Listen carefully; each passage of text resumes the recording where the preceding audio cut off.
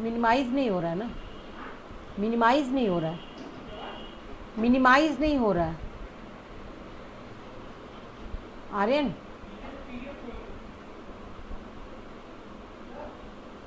अरे वो नहीं खुल रहा ना,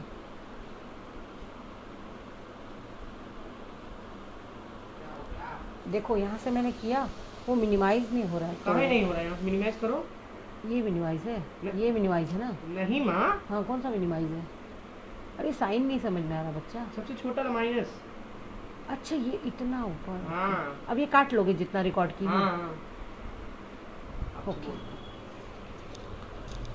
So, okay children, this is Push English and I'm Renuka Singh. Hello all of you. I hope you have seen my yesterday's video which was on the chapter, the third level for class 12th, the first textbook Flamingo, and this one is the chapter from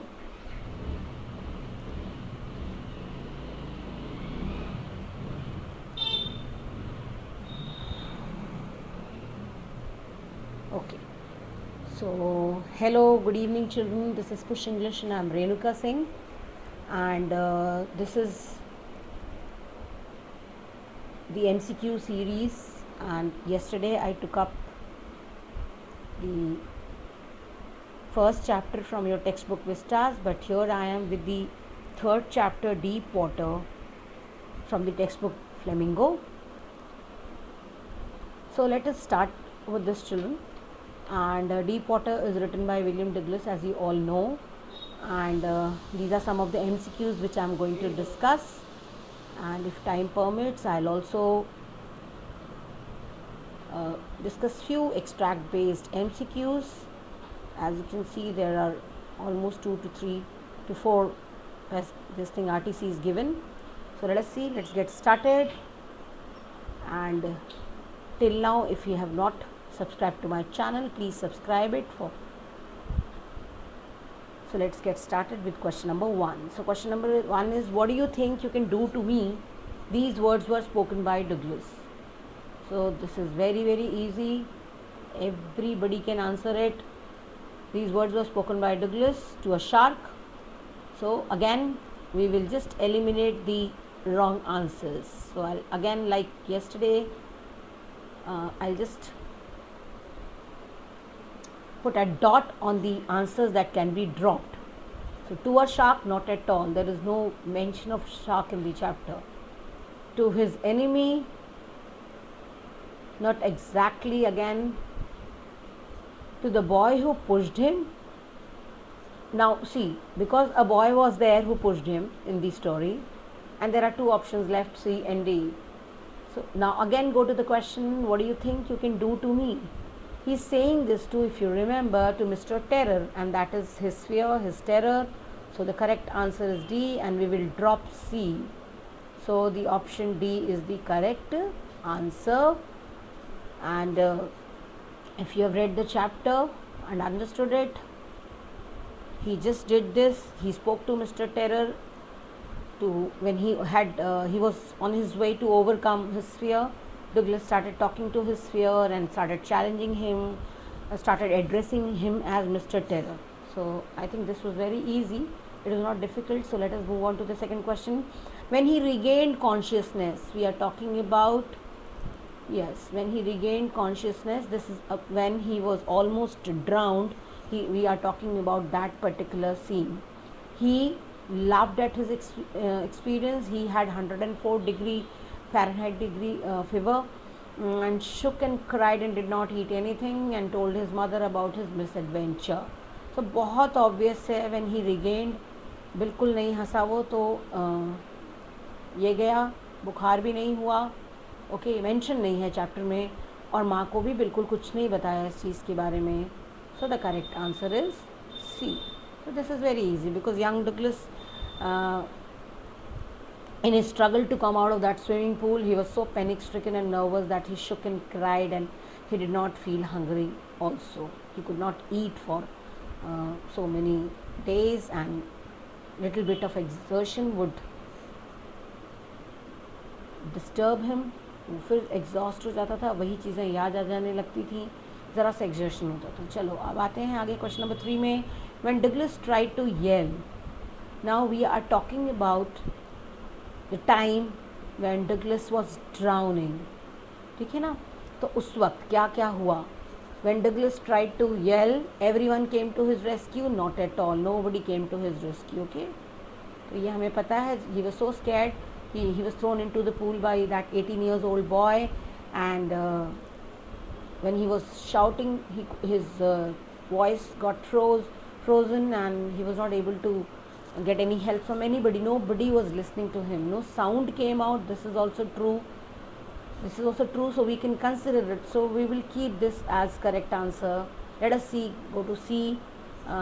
C option. His father arrived. Not at all. There is not a mention of father here. It is just in the first few paragraphs where he went with his father to the California beach. तो ये बिल्कुल नहीं हो सकता. The lifeguard dived to save him up. No, not at all. So which option is correct? Now come again to the question. When Douglas tried to yell, no sound came out. So correct option is B. Okay.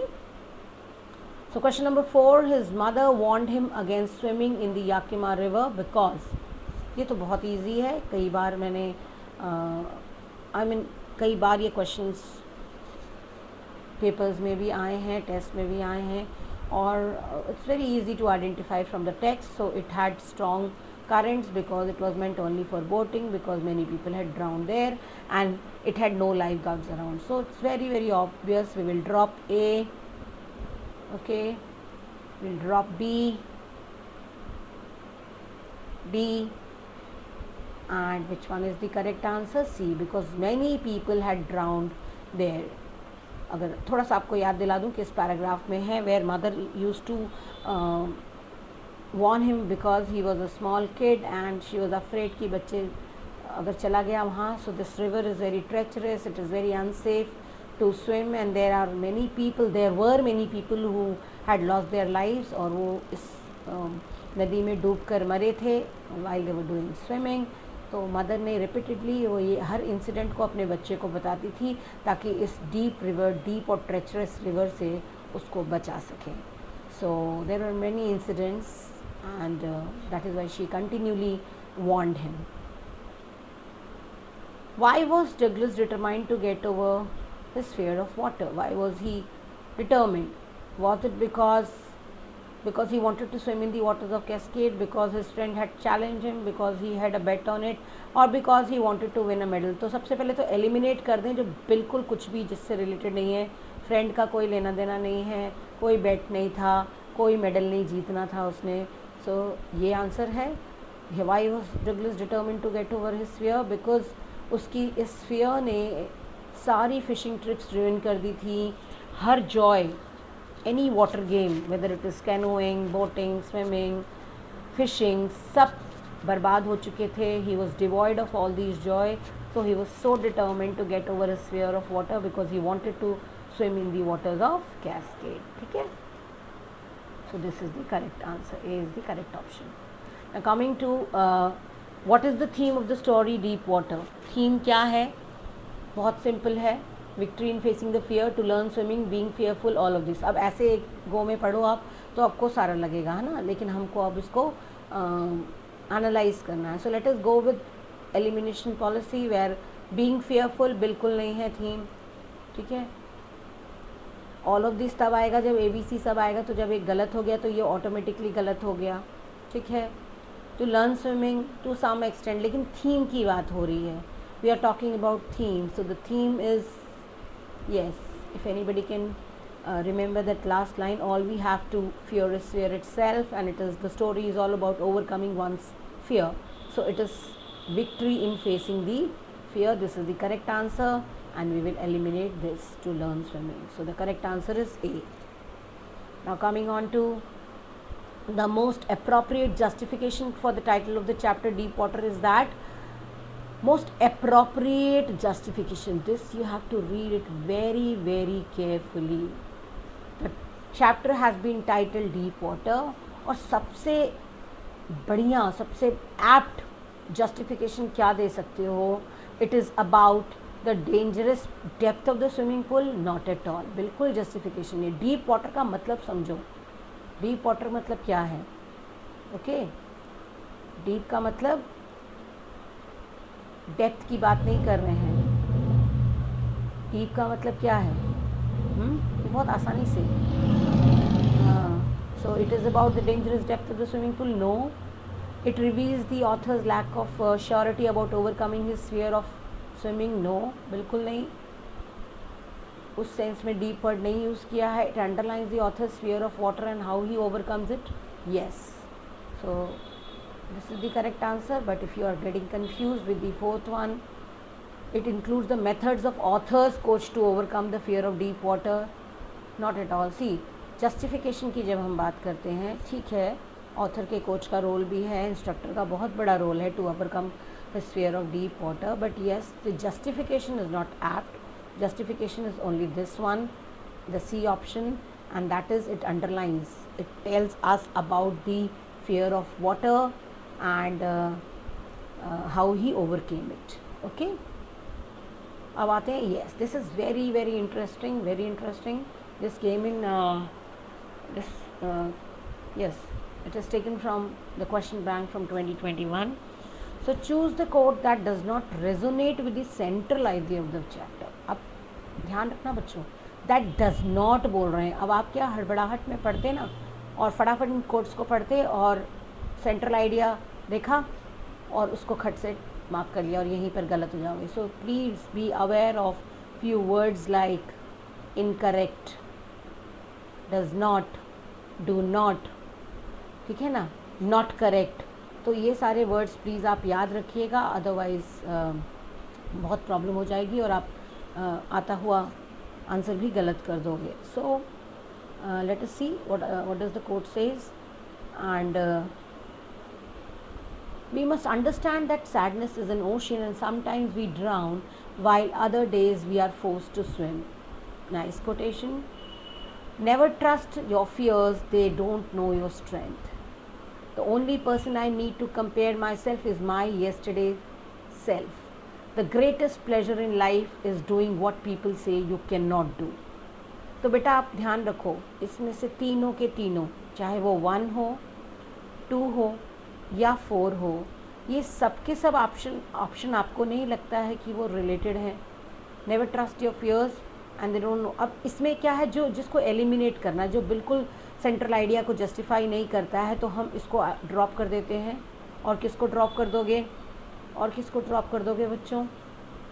Yes, तो आप drop कर दोगे 4th को। अच्छा देखो, इसमें क्या है ना, थोड़ा सा बच्चे कंफ्यूज होंगे कि the greatest pleasure of life, the greatest pleasure in life is doing what people से यू कैन नॉट डू। तो ये थोड़ा लग रहा है हमें, लेकिन अगर आप ध्यान दो तो इसमें सेंट्रल आइडिया में लोग क्या कहते हैं, लोग क्या नहीं कहते हैं, उससे ज़्यादा मतलब नहीं है। It is just that we are talking about overcoming of our fear. तो ये भी गया, 1st और 4th तो बिल्कुल हमने ड्रॉप कर दिया। थोड़ा कन्फ्यूजन ये हो सकता है, इसमें भी देखो आप, ये है never trust your fears, they don't know your strength. तो ये भी ठीक है, ये है, ये रिलेटेड है, जस्टिफाइड है, ठीक है ना। We are talking about, C children, जब आप सेंट्रल आइडिया की बात करते हो, ये तीनों कोटेशंस 1st, 2nd और 4th थोड़ा बहुत तो रिलेटेड हैं आपके। I am not talking about theme, I am talking about central idea. It is related to fear and overcoming the fear. तो ये है रिलेटेड, 1st भी है, 2nd भी है और 4th भी है। कौन सा बिल्कुल रिलेट नहीं कर रहे हो आप सेंट्रल आइडिया के साथ, तो वो है ये थॉट, यानी कि 3rd, ठीक है। एक सेकेंड, यहाँ पर कुछ गड़बड़ी लग रही है मुझे, because option B is correct यहाँ दिया, अभी मेरा ध्यान गया, तो इट डज़ नॉट। और मुझे तो ऐसा लग रहा है the only person I need to compare myself is my yesterday self. ये बिल्कुल रेजोनेट नहीं करता। Never trust your fears, they don't know your strength, ये तो है। So I will not go. See, sometimes it happens. You tell me, children, and please drop me comment in the comment box whether I am correct or this question from a question bank is correct and the answer given is correct or not. So I will not go with this. आपको लगता है बच्चों option B यानी option 2 ये correct है? It is not resonating the central idea. मुझे तो ऐसा लग रहा है this is not resonating the central idea, the third one. So I will go with option C, that is option number 3. You please tell me, children, where I am wrong, and if I am wrong, please correct me. And yes, you've got all right to argue, please. So it's not necessary the answer key given is correct all the time. See, here I have proven it wrong. Okay, so चलो अब आगे बढ़ते हैं. This took lot of time. So Samuel has a phobia of height. Now see, this question is from Deep Potter, but this is a question which is out of box. We have just taken the input from the chapter and the question is completely different. Now you have to get into this. You have to understand this question. Listen how. Samuel has a phobia of height but is scared and can't overcome it. Choose the option that displays an advice. Choose the option that displays an advice. तो ये Samuel phobia of heights, ये ध्यान रखना है आपको, और आपको कौन सा एडवाइस सबसे करेक्ट लग रहा है. Okay, so go to the swimming pool and jump. सवाल ही नहीं पैदा होता भैया, हाइट है. लेकिन हाँ, जो डाइविंग बोर्ड होती है जहाँ से हम जंप करते हैं वो भी हाइट का है to some extent. So let us consider, I will not eliminate this. अगला आते हैं.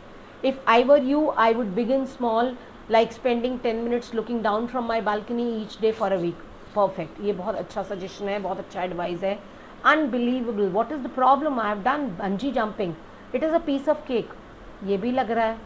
यस, बंजी जंपिंग में भी हम हाइट की बात करते हैं. ओके, ये आप एडवाइस दोगे अपने फ्रेंड को. Fear is a major issue, if you let it control you I think it will take a firm grip on you if you don't address it soon. लो भाई, ये तो चारों के चारों ऑप्शन करेक्ट लग रहे हैं और चारों ही अच्छे एडवाइजेज़ हैं. चारों ही अच्छे एडवाइजेज़ हैं. अब क्या करें, हमें सबसे परफेक्ट वाला एडवाइस ढूंढना है. तो मैं तो भाई एज अ फ्रेंड, आप इनमें से कोई भी एडवाइस दे सकते हो ना सैम्यूल को. तो हम इसमें से परफेक्ट कैसे चुनें? मेरे हिसाब से तो चारों करेक्ट हैं. तो मैं अगर होती सैम्यूल की फ्रेंड तो मैं उसको क्या एडवाइस देती? मुझे लगता है हाईएस्ट डाइविंग बोर्ड की बजाय अगर ये वाला ऑप्शन हम ट्राई करें कि हम अपनी बालकनी में 10 मिनट गुजारें हर दिन फॉर अ वीक, तो मुझे लगता है काफ़ी हद तक, ठीक है, काफ़ी हद तक हम जो है ये फोबिया इस पर कंट्रोल कर पाएंगे. और बंजी जंपिंग तो उससे ज़्यादा डिफ़िकल्ट है. एकदम से हम बंजी जंपिंग की बात नहीं कर सकते और इतने अच्छे होते और इतना ही कंट्रोल होता. If it would have been a piece of cake, it is piece of cake for you maybe, not for your friend Samuel. So हमें start ऐसा करना है easy to concrete. So ये भी है कि भाई हम हर कोई चाहता है कि हम किसी fear, we shouldn't suffer from any fear, no fear should overcome us, but we don't have our control on it. अगर आपको याद होगा तो चैप्टर में से ही आइडिया लेना है हमें कि it has got so much of firm grip that we cannot control it. Not everybody is like William Douglas after it that नहीं, मुझे तो इसको ओवरकम करना ही है. पूरी ज़िंदगी बीत जाती है और हम अपने फोबियाज़ को कंट्रोल नहीं कर पाते हैं. So I will go with option B here and rest of the options are wrong. Not wrong I will say, but they are little lesser appropriate in comparison to this. Okay, so question number 10, the chap that threw me in was saying, but I was only fooling. I hope you remember this line, children.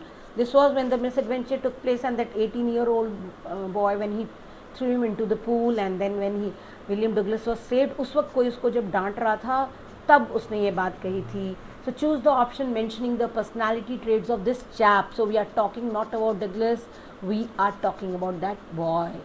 तो वो लड़का कैसा है? वो लड़का persuasive है? बिल्कुल नहीं. वो लड़का इररिस्पॉन्सिबल है? करेक्ट. वो लड़का डोमिनेरिंग है? करेक्ट. वो लड़का मैनिपुलेटिव है? मैनिपुलेटिव होता तो यहाँ मानता नहीं, मुझे ऐसा लग रहा है. वो कुछ ना कुछ तिगड़म लगा के बहानेबाजी करता या कुछ भी कैसा कर लेता, तो मैनिपुलेटिव भी नहीं है. ठीक है, तो हम दो सेकेंड. अच्छा, एक और है ऑप्शन, वो 1 मिनट बच्चों. फर्स्ट और फोर्थ तो बिल्कुल नहीं है. कैलोस, हाँ कह सकते हो आप, कैलोस है. After all he is also a child, तो ही मे बी उसको ये नहीं पता था कि उसका ये छोटा सा मिस एडवेंचर या उसकी थोड़ी सी ये कैलोस एटीट्यूड की वजह से किसी की जान पर बनाएगी, तो सॉरी ये मैंने इसको ऐसे किया है, इसको हम एलिमिनेट नहीं करना है, इसको हमें कंसिडर करना है, because there are options 1 to 4, 2 3 5, 2 4 5, 1 3 5, तो हम 1 to 4 तो बिल्कुल नहीं है, 1 to 4 उसमें 2 आ रहा है, 2 4 5 भी नहीं है, so yes let us see 2 3 5, okay 2 3 and 5, yes perfect, तो ये हो गया। 1 3 5 भी एक बार चेक कर लेते हैं, 1 3 and 5, तो अगेन इसमें एक ट्रेट ऐसा आ गया जो, सो ये हो गया हमारा correct answer. Now hurriedly moving on to extract based MCQs, I am sure this is going to be very interesting now. हालांकि 4 एक्सट्रैक्ट्स हैं, बट मैं चारों नहीं डिस्कस करूँगी, मैं सिर्फ डिस्कस करूँगी आपका the first one and the first one only. So my breath was gone, I was frightened, father laughed, but there was terror in my heart at the overpowering force of the waves. My introduction to the YMCA swimming pool revived unpleasant memories and stirred childish fears, but in a little while I gathered confidence. I paddled with my new water wings, watching the other boys and trying to learn by aping them. I did this 2 or 3 times on different days and was just beginning to feel at ease in the water when the misadventure happened. अब बेटा इसमें आगे हैं आपके 4 questions और आपको choose करने हैं options correct, so choose the correct option and this is what is called RTC और this is what is called extract based MCQs. So choose the correct option with reference to the 2 statements given below. 2 statement दिए हैं, आपको इन ABCD में से correct option चुनना है, ठीक है, इस पर्टिकुलर एक्सट्रैक्ट को लेकर के। So the author's father love to mock his son's inability to swim. क्या ऐसा लगता है कि एक पिता इसलिए हंस रहा है क्योंकि वो अपने बेटे की इस इनएबिलिटी पर हंस रहा है कि वो स्विम नहीं कर सकता, या the author wanted to swim just to prove to his father that he can swim. सवाल ही नहीं पैदा होता, वो उस वक्त इतना छोटा था कि स्विमिंग की तो बात ही मत करो, हाँ, और क्योंकि वो बहुत छोटा था, he was 3 to 4 years old, ये कैलिफोर्निया वाली बात हुई है, तो बिल्कुल नहीं, ऑथर स्विम नहीं करना चाहते थे, बिल्कुल, ये इसका तो कहीं भी कहीं कोई जिक्र नहीं। अब देखते हैं क्वेश्चन क्या पूछ रहा है। Statement 1 is true but statement 2 is false, okay, तो टू सम एक्सटेंट मुझे ऐसा लग रहा है कि दोनों ही कुछ सही नहीं, क्योंकि father was not laughing because his son is not able to swim. He was laughing because the innocent child is not knowing that when I am there, I'll not my son happen anything, I'll not let him happen anything. वो मैं बचाऊंगा उसको, इतना छोटा बच्चा obviously swim नहीं कर सकता, तो मैं तो हुई हूँ, मैंने उसका हाथ पकड़ा हुआ है, आई will not let him drown. तो ये दोनों ही चीज़ें इन्फर नहीं हो रही हैं, तो 1 इज़ फॉल्स, 2 इज़ ट्रू, ये भी नहीं है कुछ। So both statement 1 and 2 cannot be inferred. It can be inferred, में भी दोनों नहीं आता, तो it cannot be inferred. So I will go with C. It will take a lot of time, children. You have to understand this. You have to get into the question, understand it, and then you have to choose the correct answer. Now moving on to the second one. My introduction to the YMCA swimming pool revived unpleasant memories and stirred childish fears. It can be inferred that this was a clear case of what? This is a clear case of suppression, oppression, depression और repression. Obviously, इन तीनों से इसका कोई लेना देना नहीं है, तीनों आप एलिमिनेट कर सकते हो, बहुत ऑब्वियस है, बट अगर आपको इन तीनों वर्ड्स की मीनिंग नहीं पता होगी तो आप क्या करोगे? Food for thought. सो इसीलिए कहती हूँ बच्चों, पढ़ो पढ़ो पढ़ो और जाकर के प्लेलिस्ट चेक करो, जिन्होंने अभी भी चैप्टर्स नहीं पढ़े हैं, लाइन टू लाइन एक्सप्लेनेशन के लिए उसको अच्छे से देखो, एंड आई एम श्योर आपको समझ में आ जाएगा, ठीक है। So this is repression, some memories, some past memories getting revived, so repression, okay. अब आते हैं the misadventure that took place right after the author felt comfortable was that. अब ठीक मिसएडवेंचर के बाद author felt, after the author felt comfortable was that, see. आपको याद होगा जब डगलस एंटर किया swimming pool, not swimming pool, the club, YMCA club, he was feeling comfortable कि चलो थोड़ा सा अभी वेट करता हूँ, बाकी के लोग भी आ जाएं, then I will. So the misadventure that took place right after the author felt comfortable, please don't get confused, he was feeling comfortable. That fear, that childhood fear was stirring up, but अब धीरे धीरे उसे अच्छा लगने लगा था, क्योंकि लोग अब उसे कॉन्फिडेंस आ रहा था कि मैं स्विमिंग सीख लूँगा, और तभी मिस एडवेंचर हो गया. तो अब ये बहुत टेढ़ा क्वेश्चन है बेटा, इसको समझना है क्या आंसर, आपको क्या ढूंढना है.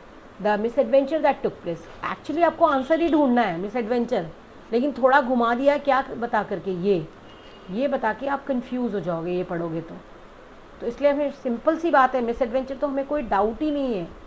Anybody can choose this answer and the correct answer is a bully tossed him into the pool for sake of fun. Author ना स्लिप हुआ था, ना स्विमिंग पूल में गिरा था. कोच की तो बात ही नहीं आ रही है यहाँ पर. Coach forgot to teach him how to handle, बिल्कुल नहीं. His father could not help him from drowning into the water, ये भी कैलिफोर्निया की बात हो रही है. We are not talking about misadventure, we are not talking when he was grown to 10 years old. So this is very obvious. अब आते हैं, choose the option that describes the equipment used by the author while learning to swim. अब ये बहुत ध्यान देना है बच्चों. यस, इसमें से choose the option that describes the equipment used by the author while learning to swim.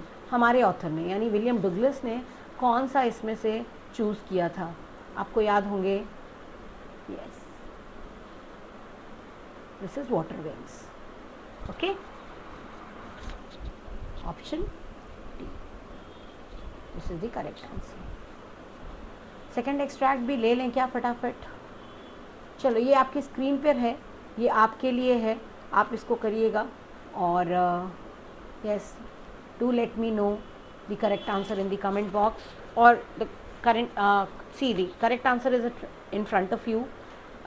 At least इसको solve कर लीजिएगा. So bye bye children, God bless you all, and yes, keep watching the MCQ series.